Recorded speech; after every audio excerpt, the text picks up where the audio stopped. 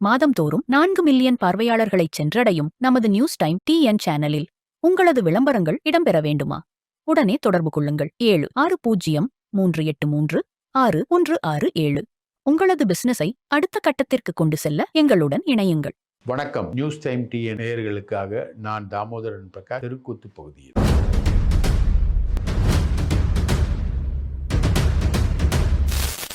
இன்னைக்கு பிரச்சாரம் முடிஞ்சிருச்சு. இப்போ இருக்கக்கூடிய லேட்டஸ்ட் தொகுதிகளை ஒரு நிறுவனம் கருத்து கணிப்புகளை எடுத்திருக்காங்க. அது பிரகாரம் பார்த்தீங்கன்னா இப்போ இந்த கருத்து கணிப்புகளை இப்போ நம்ம வெளியில் சொல்ல முடியாது. ஆனால் ரொம்ப டைட்டாக இருக்குது. இந்த கருத்து கணிப்பு என்பது ரொம்ப டைட்டாக இருக்குது. உதாரணத்துக்கு கோபி தொகுதி இந்த கருத்து கணிப்பில் ரொம்ப டைட்டாக இருக்கக்கூடிய தொகுதிகளில் ஒன்று. அங்கே செங்கோட்டையன் போட்டி போடுறாரு. அதே மாதிரி கோயம்புத்தூர் சவுத் செந்தில் பாலாஜி போட்டி போடுற தொகுதி டைட்டாக இருக்குது. அதே மாதிரி திருச்சி கிழக்கு அண்ணன் விஜய் போட்டி போடுற தொகுதி டைட்டாக இருக்குது. அவினாசி டைட்டாக இருக்குது. சிவகாசி டைட்டாக இருக்குது. விருகம்பாக்கம் டைட்டாக இருக்குது. ராயபுரம் டைட்டாக இருக்குது. திருவிக நகர் டைட்டாக இருக்குது. ஆர்கே நகர் டைட்டாக இருக்குது. திருவெற்றியூர் டைட்டாக இருக்குது. அதே மாதிரி அப்படியே எடுத்துக்கிட்டு போனால் திருச்செங்கோடு டைட்டாக இருக்குது. திருப்பூர் சவுத் டைட்டாக இருக்குது. இதெல்லாம் ரொம்ப க்ளோஸ் கான்ஸ்டிடுவன்சியாக இருக்கக்கூடிய ஒரு சூழ்நிலையில் இன்றைக்கி தமிழ்நாடு முழுக்க என்ன நடக்குதுன்னா, இந்த மாதிரி டைட்டாக இருக்கக்கூடிய பல தொகுதிகளை ரெடி பண்ணுறதுக்கு அரசியல்வாதிகள் கடைபிடிக்கக்கூடிய ஒரு டெக்னிக் தான் பண விநியோகம். பண விநியோகம் நீங்கள் பார்த்தீங்கன்னா பொழந்து கட்டுறாங்க பண விநியோகத்தில். இல்லை ஆச்சரியம் என்னென்னா, பணமே கொடுக்க மாட்டேன்னு சொன்ன நடிகர் விஜய் தொகுதியில் பணம் கொடுக்குறாங்க. யாருக்கு பணம் கொடுக்குறாங்க? விஜய்க்கு ஓட்டு போடுறதுக்காக பணம் கொடுக்கப்படுது. பணம் கொடுக்கறது யாருன்னா, விஜய் நேரடியாக கொடுக்கல, விஜயுடைய ஆட்கள் தான் பணம் கொடுக்குறாங்க. இப்போ எப்போவுமே வேட்பாளர் நேரடியாக பணம் கொடுக்க போகிறதில்ல. எடப்பாடி தொகுதியில் எடப்பாடியாக பணம் கொடுப்பாரு. ஸ்டாலின் தொகுதியில் ஸ்டாலினா பணம் கொடுப்பாரு. கட்சிக்காரங்க தான் பணம் கொடுப்பாங்க. அந்த மாதிரி பணம் கொடுக்கறதுல விஜய் தொகுதிக்கும் வில்லிவாக்கம் தொகுதிக்கும் சேர்த்து ஒரு ஓட்டுக்கு 1000 ரூபான்னு 1.5 லட்சம் ஓட்டுக்கு பணம் கொடுக்கப்படுது. ரைட்டுங்களா? அது ஒரு 10-15 கோடி ரூபா வரும். 10-15 கோடி ரூபா 2 தொகுதிக்கும் சேர்த்திங்கன்னா 30 கோடி ரூபா பணம் இறைக்கப்படுகிறது. இறைப்பது யாரு? தாவேகா விஜய் மற்றும் தாவேகாவுடைய ஆதவ் அர்ஜுன் ரெட்டி, செந்தில்குமார் என்கிற ஆதவ் அர்ஜுன் ரெட்டி, அவர் தான் பணம் கொடுக்குறாரு. இப்போ இதை ஓட்டுக்கு பணம் கொடுக்க மாட்டேன் அப்படின்னு சொல்கிற விஜய் தடுக்கவே இல்லை. இதில் சூப்பராக பார்த்தீங்கன்னா ஈசிஆர் சரவணன் ஒருத்தர், அவர் சோழிங்கநல்லூரில் போட்டி போடுறாரு. அவர் என்ன பண்ணுறாருன்னா 300 ரூபா ப்ளஸ் ஒரு டவல் கொடுக்குறாரு. அதே மாதிரி தாவேகா சார்பில் நெல்லையில் போட்டி போடுறாரு படித்துறை RS முருகன் அப்படின்ற ஒரு கான்ட்ராக்டர். அவர் அதிமுகவில் இருந்து எடப்பாடியை ஒரு 400 கோடி ஏமாற்றிட்டு அதுக்கப்புறம் திமுகவுக்கு திமுகவில் ஏவாவேலுடைய பினாமியாக இருந்து எல்லா கான்ட்ராக்டையும் எடுத்து பண்ணி ஏவாவேலுவுக்கு எல்லா கட்டிங்கும் கொடுத்துட்டு அவர் தாவேகாவுக்கு நிற்கிறாரு. அவர் சேர்ந்த அடுத்த நாளே இந்த 106 பேர் வேட்பாளர்களை விஜய் முழுக்க முழுக்க மாற்று கட்சியிலேருந்து வந்தவங்களை வேட்பாளராக்கினார் இல்லையா? அந்த மாதிரி வேட்பாளராக்கியிருக்காரு. அவர் என்ன பண்ணுறாருன்னா, அவர் வித்தியாசமாக காசு கொடுக்குறாரு. ஒவ்வொரு ஊருக்கும் போயிட்டு கோயில் கட்டுறதுக்கு மற்ற விஷயங்கள் எல்லாத்தையுமே பண்ணுறதுக்கு அவர் அண்ணன் ஒவ்வொரு ஊருக்கும் லட்சக்கணக்கான ரூபாய், அதில் குறிப்பாக குறைந்தபட்சம் 5 லட்சம் ரூபா ஒரு ஊருக்கு அண்ணன் முருகன் கொடுக்குற பணம் 5 லட்சம் ரூபா. அது நீங்கள் கோயில் கட்டிக்கோங்க, கல்யாண மண்டபம் கட்டிக்கோங்க, வேறு என்ன வேணால் பண்ணிக்கோங்க. ஊர் செலவுக்காக அவர் ஒவ்வொரு ஊரையும் விலைக்கு வாங்கிட்டு இருக்காரு. 5 லட்சம் ரூபா 5 லட்சம் ரூபான்னு சொல்லிட்டு விலைக்கு வாங்கிட்டு இருக்காரு. இந்த பண விநியோகம் தான் இந்த தேர்தலில் ரொம்ப மோசமான ஒரு விளைவை கொடுத்துருக்கு.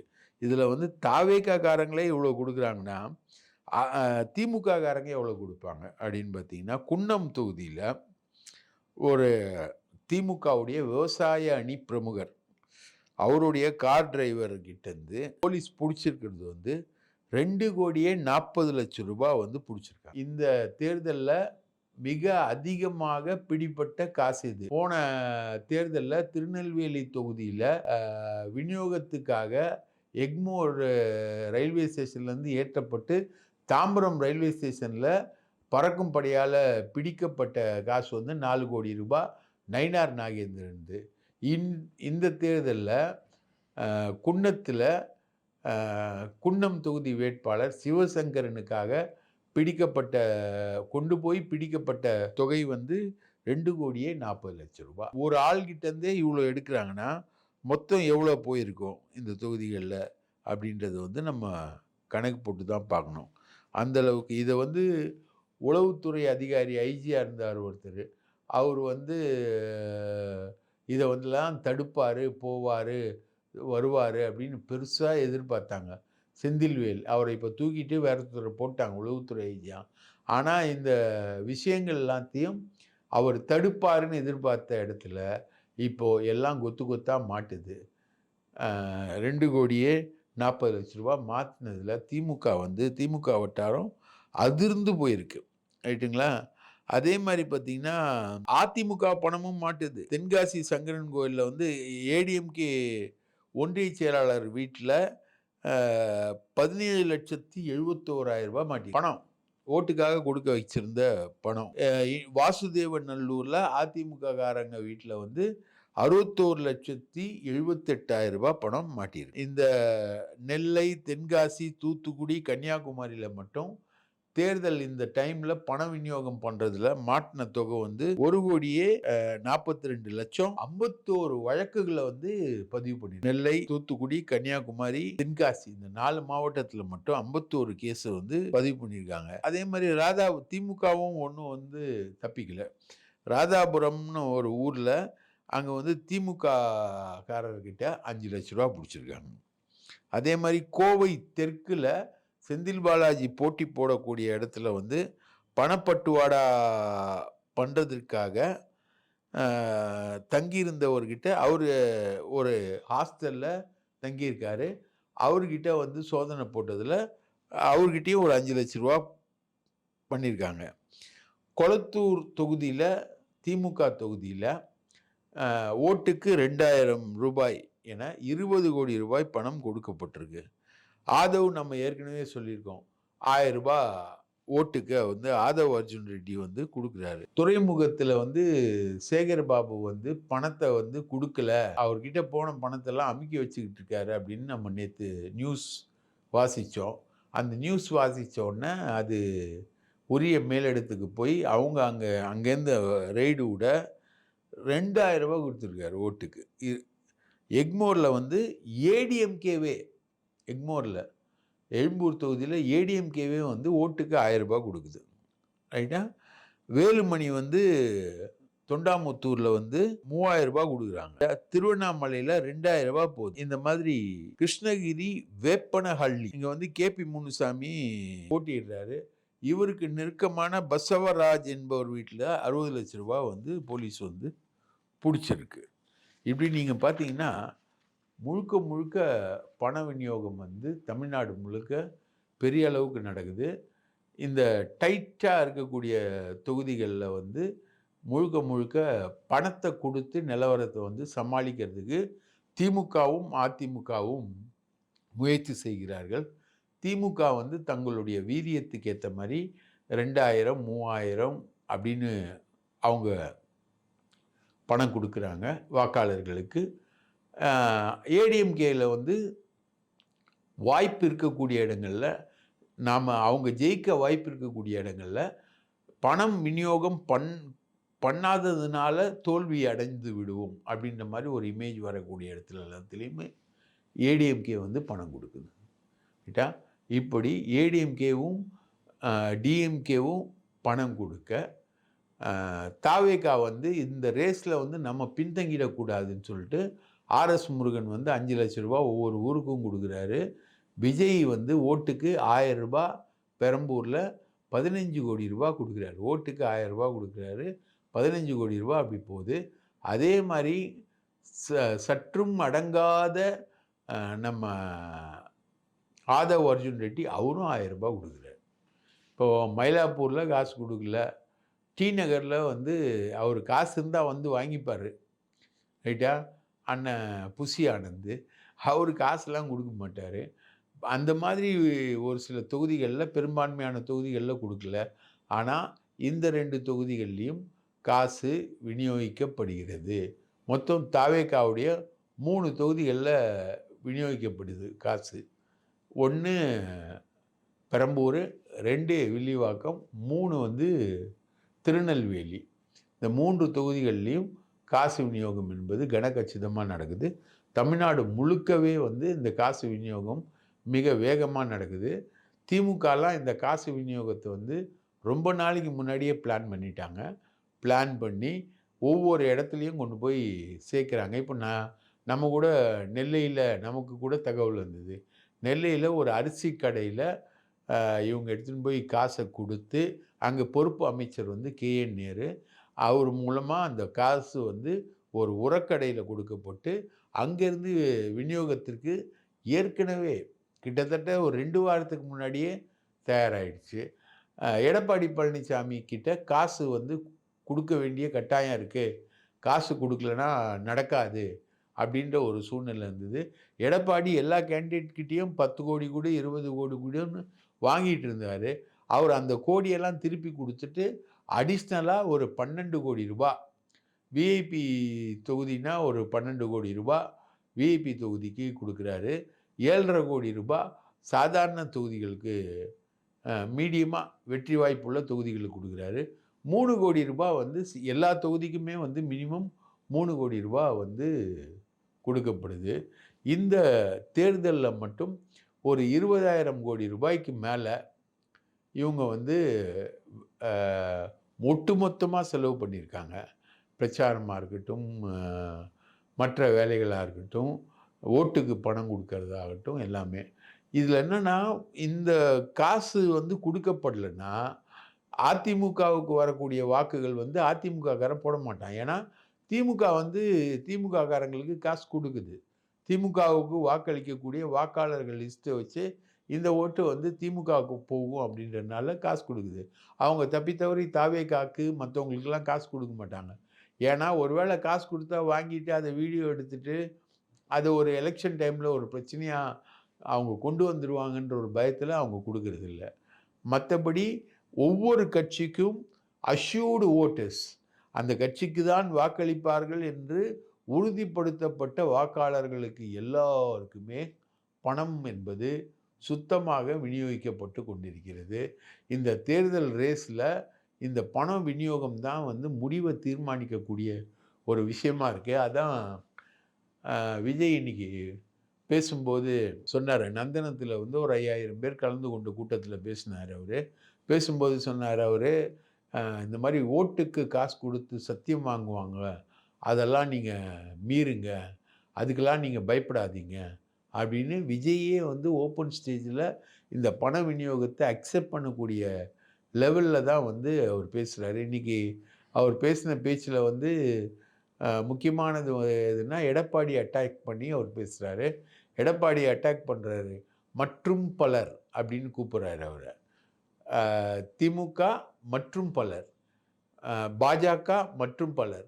பாஜக மற்றும் பலர்ல வரக்கூடிய எடப்பாடிய, உங்களுக்கு தைரியம் இருந்தா, நீங்க வந்து அந்த எடப்பாடிய தொகுதிய விட்டு வெளியில வந்து போட்டி போட முடியுமா? நீங்க வந்து எடப்பாடியில போட்டியிட்ட தாவேகா உறுப்பினர வந்து விலைக்கு வாங்கிட்டீங்க. அவர வந்து போட்டியிலே இல்லாத அளவுக்கு பண்ணிட்டீங்க. இப்ப நாங்க ஒரு சுயேட்சைய ஆதரிக்கிறோம் அப்படின்னு. எவ்வளோ நாள் கழிச்சுங்க. இது நடந்து தாவேகா வேட்பாளர் எடப்பாடியில போட்டி போடுறதுக்காக அருண்குமார்ன்றவர தேர்ந்தெடுத்தது வந்து அண்ணன் செங்கோட்டையன்.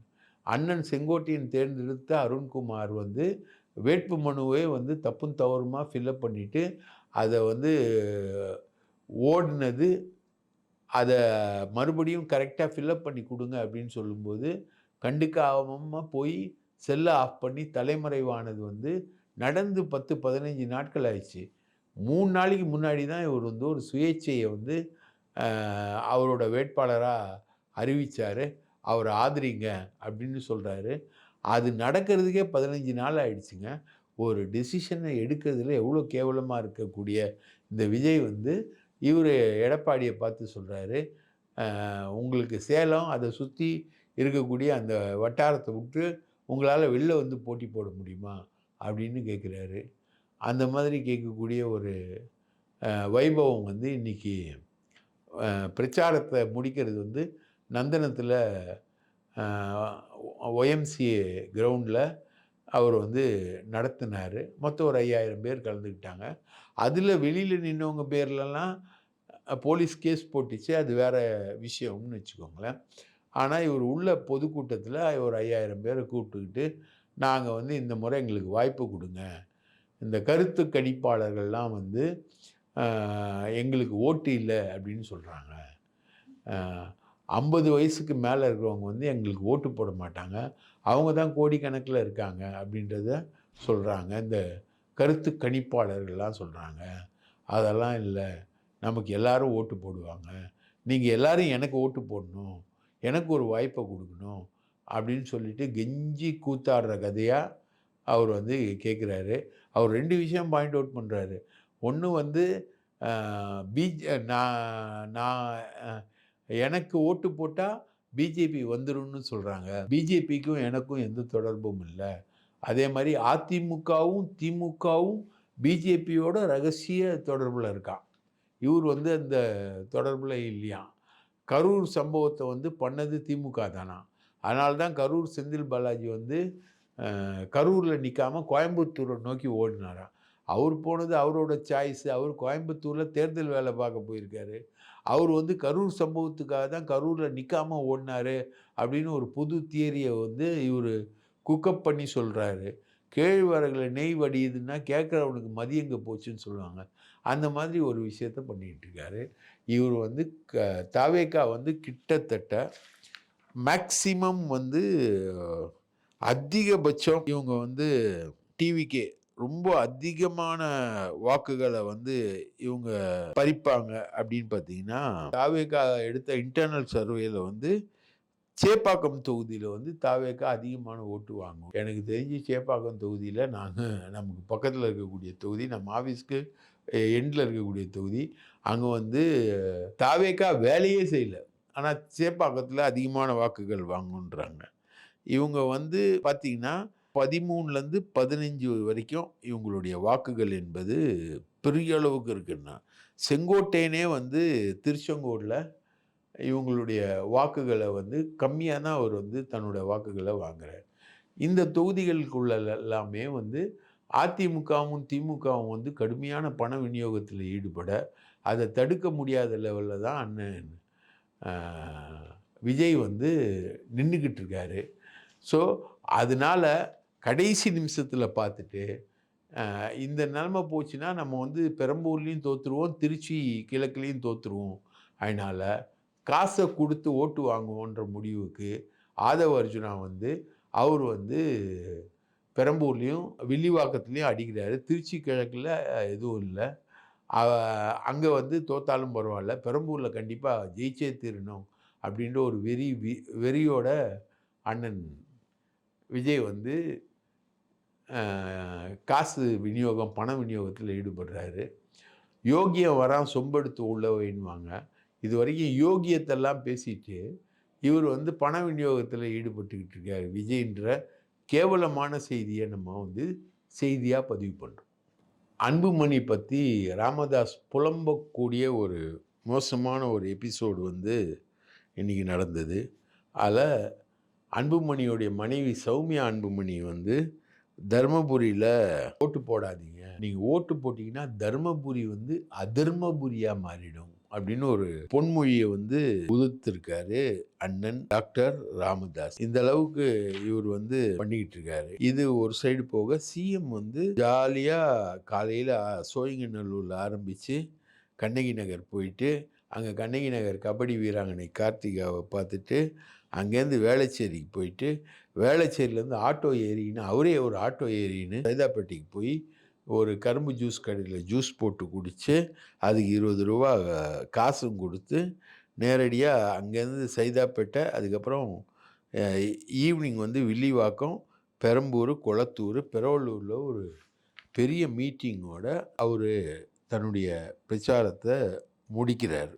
ரைட்டுங்களா? இந்த மாதிரி இன்னைக்கு எல்லாரும் தங்களுடைய இறுதிக்கட்ட பிரச்சாரத்தை முடிக்கிறாங்க. ஆனா, எல்லா இடத்துலயும் தூக்கி நின்னது, அவங்க இவ்வளோ நாள் கஷ்டப்பட்டு இந்த தலைவர்கள் பிரச்சாரம் பண்ணதெல்லாம் கேட்டு, மக்கள் வந்து வாக்களிக்க முன்வரக்கூடிய இந்த நேரத்தில, ஒருவேளை மக்கள் வாக்களிக்க தயங்கிட்டாங்கன்னா அப்படின்ற ஒரு பயத்தில் தலைவர்கள் காசை கொடுத்து ஓட்டை வாங்குற அவலமான ஒரு சூழ்நிலை அனைத்து கட்சியிலையும் நடந்தது. அதில் விஜய் கட்சியும் விலக்கில.